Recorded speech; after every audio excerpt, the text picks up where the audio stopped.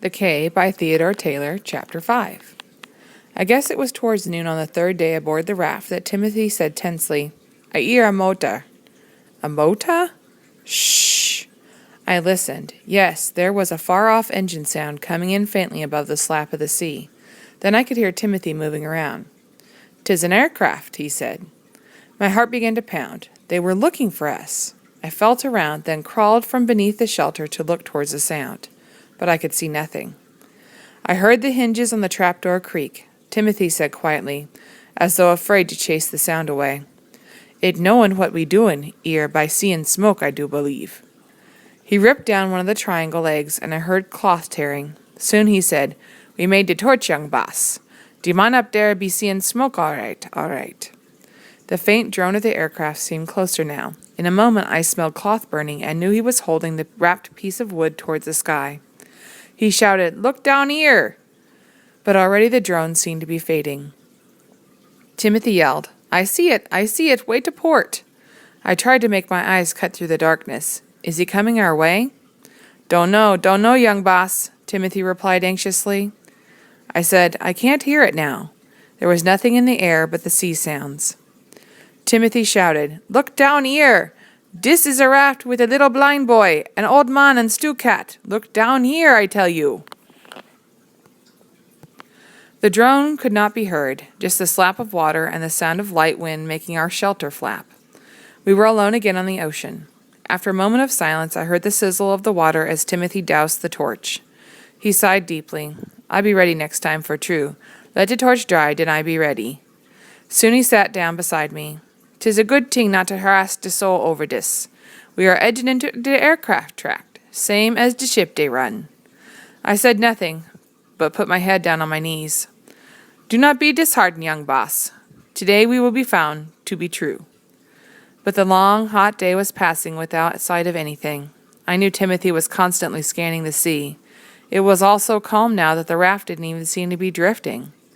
Once I crawled over to the edge to touch the warm water and felt Timothy right behind me.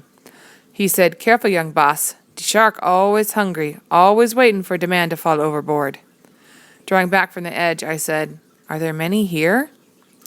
"Yes, many here, but long as we have our raft, they do not molest us." Standing on the seawall at Wilmstad, sometimes I'd seen their fins in the water. I'd also seen them on the dock at the Reuterkade market, their mouths open, those sharp teeth grinning. I went back under the shelter, spending a long time rubbing Stewcat. He purred and pushed himself along my body. I was glad that I had seen him and had seen Timothy before going blind.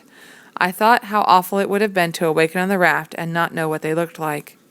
Timothy must have been standing over us, for he said, "De caught, not good luck." After a moment he added, "But to cause the death of a caught is very bad luck." "I don't think Stewcat is bad luck," I said. "I'm glad he's here with us." Timothy did not answer, but turned back, I guess, to watch the sea again. I could imagine those bloodshot eyes set in that massive, scarred black face sweeping over the sea. "Tell me what's out there, Timothy," I said. It was very important to know that now. I just wanted to know everything that was out there. He laughed. "Just miles of blue water, miles of blue water." "Nothing else?" He realized what I meant. "Oh, to be sure, young boss. I see a fish jump way forward. Dat mean large fish chase him. Den a while back a turtle passed us on a port side. But too far out to reach him, I'm back." His eyes had become mine. "What's in the sky, Timothy?" "In de sky?" He searched it. "No clouds, young boss, just blue like 'twas yesterday. But now and then I see a petrel. While ago a booby." I laughed for the first time all day. It was a funny name for a bird. "A booby?" Timothy was quite serious. "Dis booby I saw was a blue face, maybe nestin' out on Saralina Bank, maybe not. Maybe they be feedin' on de flying fish. I true watchin' de birds, 'cause they tell us we very close to de shore." "How does a booby look, Timothy?" "Nothin' much," he replied. "Tail like our chocolate, sharp beak, and most white on his body." I tried to picture it, wondering if I'd ever see a bird again.